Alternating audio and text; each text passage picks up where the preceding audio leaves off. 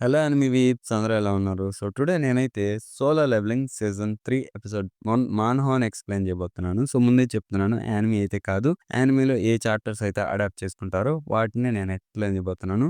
So, మీకైతే అర్థమైంది అనుకుంటున్నాను నేనేం చెప్తున్నానో. సో, వీడియో ఎక్కడ స్కిప్ చేయకుండా చూడండి. ఇంక వీడియోలోకి వెళ్ళిపోతే సో, చాప్టర్ అయితే జిన్‌వుతో స్టార్ట్ అవుతుంది. తనైతే అక్కడ చనిపోయిన వాళ్ళందరి హంటర్స్ యొక్క గ్రేవ్స్ దగ్గరైతే ఉంటాడు. తను ఫుల్ కెమెరాస్ అన్నీ రౌండ్ అప్ చేసుంటాయి. అండ్ ఇంకా ఇదంతా లైవ్ టెలికాస్టింగ్ అయితే అవుతుంటుంది. సో, లైవ్ టెలికాస్ట్ అవుతున్నప్పుడు కింద కమెంట్స్ అనేవి నార్మలే కదా! ప్రజలనేవాళ్ళు కమెంట్ చేస్తూ ఉంటారు ఏదో ఒకటి.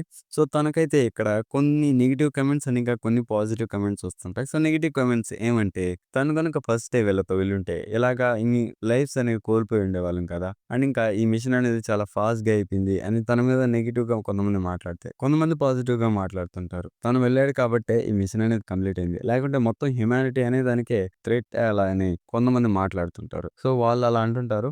అదైతే వదిలేయండి. నెక్స్ట్ జిన్‌వు అయితే చాలా సాడ్‌గా ఫీల్ అవుతుంటాడు. తను కూడా అంతమంది చనిపోయేలోపు తన తలనైతే కిందకి వంచుకొని అలా వెళ్తూ ఉంటాడు. ఇంతలో యోన్‌హో అయితే జిన్‌వుతో నేనెప్పుడూ అనుకునేవాడిని ఒక సింగిల్ హీరో యుద్ధాన్ని మొత్తం క్లియర్ చేయలేడని. బట్ నిన్ను చూసాక నేనైతే రాంగ్ అని అర్థమైంది. సో, నువ్వైతే నీ తల పైకెత్తుకొని వెళ్ళు అని చెప్పి జిన్‌వుతో అంటాడు. నువ్వు చివరికి ఇలాంటి ఒక లాంగ్ లాస్టింగ్ ట్రాజెడీని క్లియర్ చేశావని జిన్‌వుతో చెప్పి అండ్ ఇంక తనకైతే అక్కడ థాంక్స్ చెప్తాడు. సో, జిన్‌వు అయితే ఇంకా సాడ్‌గానే ఉంటాడు. అక్కడి నుంచి అలా తలంచుకొని వెళ్తూ ఉంటాడు. ఇంతలో దూరం నుంచయితే హీరోయిన్ చాహెన్ అయితే జిన్‌వుని చూస్తూ ఉంటుంది. దాన్ని గమనించిన జిన్‌వు చాహెన్ వైపు చూస్తాడు. బట్ తనైతే సిగ్గుపడి అలా అయితే సైడ్‌కి తిరిగేస్తుంది. కట్ చేస్తే చైర్మన్ గో జిన్‌వుతో మాట్లాడుతుంటాడు గిల్డ్ ఫార్మేషన్ గురించి. సో, నువ్వు గిల్డ్ స్టార్ట్ చేయాలనుకుంటున్నావు. నార్మల్‌గా yes rank hunters guild start చేయాలంటే వాళ్ళకి మాస్టర్ లైసెన్స్ అనేది అవసరం లేదు. జస్ట్ హంటర్ అసోసియేషన్‌కి ఫోన్ చేస్తే చాలు. మిగతాదంతా మేమే చూసుకుంటామని జిన్‌వుతో చెప్తాడు. సో, ఇక్కడితో గిల్డ్ ఫార్మేషన్ గురించి అయిపోగానే చైర్మన్ గో అయితే జిన్‌వుతో జిన్‌వు నువ్వేమైనా మ్యాజికల్ బ్యారియర్స్‌ని జేజు ఐలాండ్‌లో ఉంచావా అని జిన్‌వుతో అంటాడు. సో, దాన్ని వినగానే జిన్‌వు మ్యాజికల్ బ్యారియర్సా? లేదే అని చైర్మన్ గోతో అంటాడు. దానికి చైర్మన్ గో మేమైతే ఆ మిషన్ కంప్లీట్ అయ్యాక హంటర్స్ అండ్ ఇంకా సోల్జర్స్‌నైతే అక్కడికి పంపాము. అక్కడున్న క్రాప్స్ అండ్ ఇంకా ఎసెన్స్ స్టోన్స్‌ని గ్యాదర్ చేస్తారని. తిరిగి చూస్తే వాళ్ళందరూ అయితే అన్‌కాన్షియస్ అయిపోయి ఉన్నారు. సో, జిన్‌వు దాన్ని వినగానే వాళ్ళు కాన్షియస్‌లోకొచ్చాక ఏమైనా చెప్పారా అని అడుగుతాడు. సో, దానికి చైర్మన్ గో వాళ్ళు స్పృహ కోల్పోయే ముందుగా అక్కడ ఏం జరిగిందో వాళ్ళైతే మర్చిపోయారు. అసలక్కడ నిజం చెప్పాలంటే ఏం జరిగిందో మాకు కూడా తెలియట్లేదు. ఎవరైనా మ్యాజిక్ యూజ్ చేస్తారా? ఆర్ ఇంకా ఎలాంటి ఏవైనా ట్రిక్ యూజ్ చేస్తారా అనేది మాకు కూడా అర్థం కావట్లేదని జిన్‌వుతో అంటాడు. సో, జిన్‌వు అయితే తన మైండ్‌లో మేబీ ఇవి ఆ యాంట్స్ ఇలా ఒక ట్రాప్ అనేది సెట్ చేసుంటాయని అనుకుంటుంటాడు. సో, ఇంతలో చైర్మన్ గో బాడీ గార్డ్ అయితే వచ్చి తనని ఎవరో ఒక గెస్ట్ కలవడానికి వచ్చాడని చైర్మన్ గోతో చెప్తాడు. దానికి చైర్మన్ గో సరే జిన్‌వుతో నేనింకా ఇక్కడి నుంచి వెళ్ళాలని చెప్పి తనకైతే థాంక్స్ చెప్పి అక్కడి నుంచి వెళ్ళిపోతుంటాడు. సో, జిన్‌వు కూడా తిరిగి వెళ్ళిపోతుంటాడు. సో, ఇంతలో ఒక వ్యక్తి అయితే వచ్చి జిన్‌వుతో మాట్లాడతాడు. మీరే కదా జిన్‌వు అంటే, మిమ్మల్ని ఇలా కలవడానికి నాకైతే చాలా సంతోషంగా ఉంది. నార్మల్‌గా మిమ్మల్ని ట్రాక్ చేయాలంటే చాలా కష్టంగా ఉంది. బట్ ఫైనల్లీ నేనైతే మిమ్మల్ని కలిసానని చెప్పి తను ఇంట్రొడక్షన్ ఇస్తాడు. నా పేరు Adam White. Federal bureau of హంటర్స్‌లో ఒక సీనియర్ వర్కర్‌ననైతే చెప్తాడు. సో, సీనియర్ అంటే ఇంక తనే ఒక హై పొజిషన్‌లో అయితే ఉంటాడు. డైరెక్టర్ కింద తనే. అండ్ ఇంకా నేను మీ ఆఫీస్ దగ్గరకు కూడా వెళ్ళాను. బట్ అక్కడైతే మీరు లేరు. ఎవరో ఒక వ్యక్తి ఉంటే తనతో అయితే నేను చెప్పాను. ఇలా వచ్చాను అని జిన్‌వుతో చెప్పమని. సో, జిన్‌వు అయితే ఆలోచిస్తాడు. సో, జిన్‌వు చెప్పింది ఇతని గురించే అలా ఉందని. తనతో ఇలా అంటాడు. మీకు నాతో ఏమైనా పనుందా అని తనతో అంటాడు. దానికి యాడమ్ మేమైతే నీతో ఒక వాల్యుబుల్ ఇన్ఫర్మేషన్‌ని షేర్ చేసుకోవాలనుకుంటున్నాం. ఈ ఇన్ఫర్మేషన్ నీకు ఎలాంటి కంట్రీ కానీ ఆర్ ఎలాంటి ఇన్‌స్టిట్యూషన్ కానీ ఇలాంటి ఇన్ఫర్మేషన్‌ని ఇవ్వలేదు అని చెప్పి జిన్‌వుతో అంటాడు. దానికి జిన్‌వు ఇలాంటి ఒక వాల్యుబుల్ ఇన్ఫర్మేషన్‌ని నాకెందుకు ఇస్తున్నారు అని చెప్పి యాడమ్‌తో అంటాడు. దానికి యాడమ్ మీలాంటి ఒక ఇండివిడ్యువల్ పర్సన్స్‌కి ఇలాగా ఒక వాల్యుబుల్ ఇన్ఫర్మేషన్‌ని షేర్ చేయడం ఇంకా ఒక బెనిఫిట్ అవుతుంది అని చెప్పి జిన్‌వుతో అంటాడు. అండ్ ఇంకా నేను ఒక్కడినే ఈరోజు మిమ్మల్ని కలుద్దాం అనుకున్నాము. బట్ రీసెంట్‌గా జరిగిన జేజు ఐలాండ్ ఆర్క్ అనేది మా డైరెక్టర్‌కి మీ మీద ఒక స్ట్రాంగ్ ఇంప్రెషన్‌ని క్రియేట్ చేసింది. అందువల్ల తను కూడా మిమ్మల్ని కలవాలనుకుంటున్నాడని జిన్‌వుతో అంటాడు. దానికి జిన్‌వు మీరైతే నాతో ఒక వాల్యుబుల్ ఇన్ఫర్మేషన్‌ని షేర్ చేసుకోవాలనుకున్నారు. బట్ అది నాకు అవసరమైందో కాదో నాకైతే తెలీదు కాబట్టి నేను దాని గురించి ఆలోచించి మళ్ళీ మీకైతే రిప్లై ఇస్తానని చెప్తాడు. సో, దాన్ని వినగానే యాడమ్‌కైతే అర్థమైపోతుంది జిన్‌వు ఇప్పుడు అలా రాడని. తనైతే వేరే ప్రపోజల్ ఒకటి అక్కడ చేస్తాడు. ఒక అప్‌గ్రేడర్ గురించి మాట్లాడతాడు. అప్‌గ్రేడర్ ఏంటంటే ఒక అవేకెండ్ బీయింగ్ వేరే అవేకెండ్ బీయింగ్ యొక్క హంటర్స్ పవర్స్ ని ఇంక్రీజ్ చేయగలుగుతాడు. దాన్ని వినగానే జిన్‌వుకి చాలా ఇంట్రెస్ట్ పెరిగిపోతుంది. సో తనైతే స్ట్రెయిట్ తనతో federal bureau of hunters association దగ్గరికైతే వెళ్ళిపోతాడు. సో తనైతే అక్కడ ఫెడరల్ బ్యూరో ఆఫ్ హంటర్స్ డైరెక్టర్‌ని అయితే కలుస్తాడు. తన పేరొచ్చేసి మైకేల్ కార్నర్. సో వీళ్ళిద్దరు ఇంట్రడక్షన్స్ అయిపోగానే వాళ్ళ డైరెక్టర్ అయితే స్ట్రెయిట్ పాయింట్‌కొచ్చేస్తాడు. జిన్‌వుకైతే ఇమిగ్రెంట్ డాక్యుమెంట్స్ చూపిస్తాడు. ఇవొచ్చేసి నార్మల్‌గా ఫార్మ్ చేయాలంటే 2 ఇయర్స్ పడుతుంది. బట్ మీరు కాబట్టి మేమైతే ఇప్పుడే వీటిని తయారు చేసాం. మీరు చేయాల్సిందల్లా జస్ట్ అమెరికన్ సిటిజన్‌గా దీంట్లో సైన్ చేస్తే సరిపోతుందని జిన్‌వుతో చెప్తాడు. దాన్ని వినగానే జిన్‌వుకి నేనిక్కడికొచ్చింది ఓన్లీ ఇన్ఫర్మేషన్‌కి. అదే నాకు యాడమ్ చెప్పాడు. ఇలాంటివేవి చెప్పలేదని తనతో అంటాడు. సో దాన్ని వినగానే డైరెక్టర్‌కి కూడా అర్థమైపోతుంది. తను చెప్పింది నిజమే. మా దగ్గరైతే ఇలాంటి పవర్స్‌తో ఒక వ్యక్తి అయితే ఉన్నాడని చెప్పి తనని లోపలికి పిలుస్తాడు. అక్కడికొచ్చేదైతే ఒక లేడీ క్యారెక్టర్. తన పేరు మిస్ నార్మా సెల్నర్. తనని చూడగానే జినుకైతే అర్థమైపోతుంది. తను నార్మల్ అవేకండ్ హంటర్స్ కన్నా కొద్దిగా డిఫరెంట్‌గా ఉందని. సో అక్కడికొచ్చిన సెల్నర్ అయితే జిన్‌వుతో "నువ్వు కూడా సేమ్ ఇంతకుముందు నన్ను కలవడానికి వచ్చిన వాళ్ళలాగే చూస్తున్నావు. ఆ లుక్ అనేది కామనే. ఎందుకంటే నాలాగా ఒక వ్యక్తి ఉన్నారని మీరైతే ఎవరు నమ్మరు. బట్ ఒక్కసారి నా పవర్స్‌ని మీరు ఎక్స్‌పీరియన్స్ చేశాక వాటిని ఇంకా కావాలని నన్నైతే అడుగుతారు" అని చెప్పి జిన్‌వుతో అంటుంది. అండ్ ఇంకా జిన్‌వుతో ఇంకా ఫర్దర్‌గా మాట్లాడుతుంది. సో నీకు తెలిసిందే అవేకండ్ హంటర్స్‌కైతే లిమిట్ ఉంటుంది. అండ్ ఇంకా దాన్ని మించి వాళ్ళైతే వాళ్ళ పవర్‌ని ఇంక్రీజ్ చేసుకోలేరు. బట్ సెకండ్ అవేకెనింగ్ అయితే ఉంటుంది. అది ఒకసారి రీచ్ అయ్యాక వాళ్ళకైతే మళ్ళీ వాళ్ళ పవర్‌ని ఇంక్రీజ్ చేసుకోగలుగుతారు. అండ్ ఇంకా అక్కడి నుంచి వాళ్ళ పవర్‌ని వాళ్ళైతే ఇంక్రీజ్ చేసుకోలేరు. ఇది కామన్ నాలెడ్జే అందరికీ తెలిసిందే అని జిన్‌వుతో చెప్తుంది. కానీ మీరు దాన్ని చేంజ్ చేయగలుగుతారు కదా! మీరైతే అవేకెండ్ హంటర్స్ యొక్క పవర్స్ ఇంక్రీజ్ చేయగలుగుతారు కదా! అని తనతో అంటాడు. దానికి మిస్ సెల్నర్ కూడా అది నిజమే. నా దగ్గరైతే అలాంటి పవర్స్ ఉన్నాయి. నేను అవేకెండ్ బీయింగ్స్ యొక్క పవర్‌ని ఇంకా ఇంక్రీజ్ చేయగలుగుతాను. నేను నిజం చెప్పాలంటే అది అవేకెండ్ హంటర్స్ యొక్క పవర్‌ని ఇంక్రీజ్ చేస్తానని కాదు కానీ, వాళ్ళ పొటెన్షియల్‌ని అయితే వాళ్ళు రీచ్ అయ్యేలాగా చేస్తాను. సో, వాళ్ళు ఎంత పొటెన్షియల్ ఉంటే అంత వరకు రీచ్ అయ్యేలాగా చేస్తానని జిమ్ముతో అంటుంది. దాన్ని వినగానే వాళ్ళ డైరెక్టర్ కూడా తను చెప్పిందంతా నిజమే. బట్ తను ఇలా చేయాలంటే తనకి చాలా రెస్ట్ కావాలి. అండ్ ఇంకా ఇలాగ ఓన్లీ 3-4 మెంబర్సే తన దగ్గర నుంచి ఇలా ట్రీట్మెంట్ పొందుతారని చెప్పి జినూతో అంటాడు. సో, నేను కనుక ఇప్పుడు తన దగ్గర నుంచి పవర్స్ పొందితే నేను వాళ్ళలో ఒకడినే కదా! అండ్ ఇంకా ఇది ఎలా వర్క్ అవుతుందని మిస్ సెల్నర్‌తో అయితే అంటాడు. దానికి సెల్నర్ నార్మల్‌గా ఇందులో అయితే 3 స్టేజెస్ ఉంటాయి. ఆ 3 స్టేజెస్‌లో ఎక్కడో ఒక దగ్గర మీ పవర్స్ అయితే ఇంక్రీజ్ అవుతాయి. అవి 20-30% ఇంక్రీజ్ అవుతాయని జిన్‌వుతో అంటుంది. దాన్ని వినగానే జిన్‌వుకి 20-30% అంటే చాలా కదా అనుకోని జిన్‌వు తన మైండ్‌లో అనుకుంటాడు. అందువల్లే డాంగ్‌సో కూడా అమెరికాకి మూవ్ అయ్యాడని తన మైండ్‌లో అనుకుంటాడు. అండ్ ఇంకా డైరెక్టర్‌తో అయితే ఇలా ఒక వ్యక్తి ఉన్నాడని తెలిస్తే తనని కిడ్నాప్ చేయడం గాని ఇలా అయితే చేస్తారు కదా! అని వాళ్ళ డైరెక్టర్‌తో అంటాడు. బట్ తనొచ్చేసి మా కస్టడీలో అయితే ఉంటుంది. మేము తనకి ఫుల్ సెక్యూరిటీ అండ్ ఇంకా సాలరీ కూడా ఇస్తాం కాబట్టి. సో, తననైతే ఎవరు ఇలా చేయాలని అయితే అనుకోరని చెప్తాడు. అని ఇంకా జిన్‌వుతో అయితే "నువ్వు గనుక ఇక్కడికి వస్తే నీకైతే గిఫ్ట్‌గా మిస్ సెల్నర్ పవర్స్ అయితే ఇస్తామని" చెప్తాడు. అండ్ ఇంకా ఇంతలో మిస్ సెల్నర్ కూడా "మేమైతే నిన్ను ఇప్పుడే డెసిషన్ తీసుకోమనట్లేదు.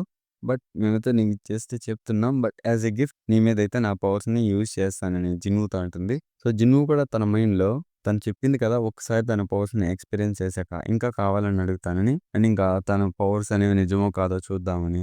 సో, తనైతే యాక్సెప్ట్ చేస్తాడు వాళ్ళ గిఫ్ట్‌ని.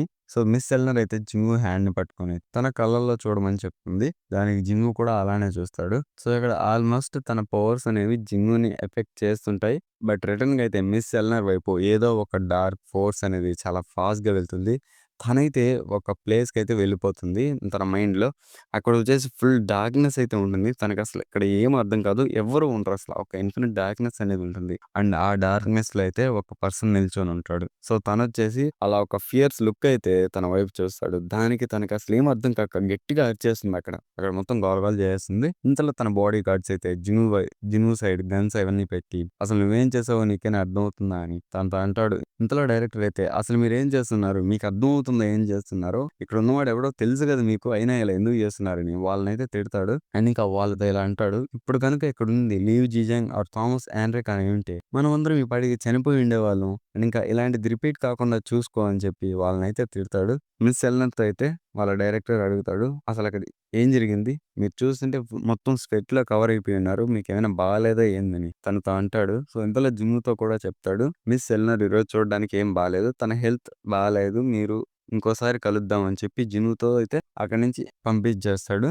సో, తను వెళ్ళిపోగానే మిస్ ఎల్నర్‌ని అడుగుతాడు. అసలు ఏం జరిగిందని? దానికి తనొచ్చేసి ఒక కింగ్ అండ్ ఇంకా తను చాలా పవర్‌ఫుల్. దాన్ని వినగానే డైరెక్టర్ అయితే, "అంటే మీరు చెప్పేదాని ప్రకారం తను ఒక నేషనల్ లెవెల్ హంటర్ అంత స్ట్రాంగ్‌గా ఉంటాడా?" అని చెప్పి అంత అంటాడు. బట్ మిస్ ఎల్నర్ అయితే, "నేను నిజంగా చెప్పలేను. ఎందుకంటే ఇలాంటి ఫీలింగ్ అనేది నేనెప్పుడూ ఎక్స్‌పీరియన్స్ చేయలేను. తనొచ్చేసి ఒక రాజు అది మాత్రం కన్ఫర్మ్. బట్ ఒక నార్మల్ కింగ్ అయితే కాదు. నేను తన వైపు చూస్తున్నాను నా పవర్స్‌ని యూజ్ చేసి. అండ్ ఇంకా తను కూడా నా వైపే చూస్తున్నాడు. బట్ నా వైపు చూసింది సంగ్ జింగు కాదు. తనలో ఒక ఇన్ఫినిట్ డార్క్‌నెస్ అనేదుంది. అది నా వైపు అలానే చూస్తుంది. అండ్ ఇంకా మెయిన్ థింగ్ వచ్చేసి తన పవర్స్‌కైతే లిమిట్స్ అనేవి లేవు.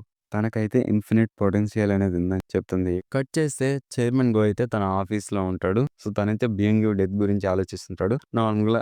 నార్మల్‌గా అది చాలా ఒక సాడ్ డెత్ నన్నడిగితే. అంటే ఒక మంచి క్యారెక్టర్ కదా! తనని కోల్పోయేలోపు వాళ్ళందరికీ ఏదోలా ఉంది. అండ్ ఇంకా తను యాక్చువల్లీ ఒక హంటర్ కూడా కాదు. రిటైర్ అయిపోయిన హంటర్. తను ఒక గొప్ప కాజ్ కోసం వచ్చి అక్కడ ఫైట్ చేసి చనిపోయాడు. తన డెత్ అనేది ఒక నోబుల్ కాజ్ నిజం చెప్పాలంటే. సో, చైర్మన్ గో అయితే అలా తన డెత్ గురించి అక్కడ ఆలోచిస్తూ ఉంటాడు. ఇంతలో తనకైతే కాల్ వస్తుంది. హైవేలో సడెన్‌గా ఒక బి ర్యాంక్ డంజన్ గేట్ అయితే ఓపెన్ అయిందని చెప్పి.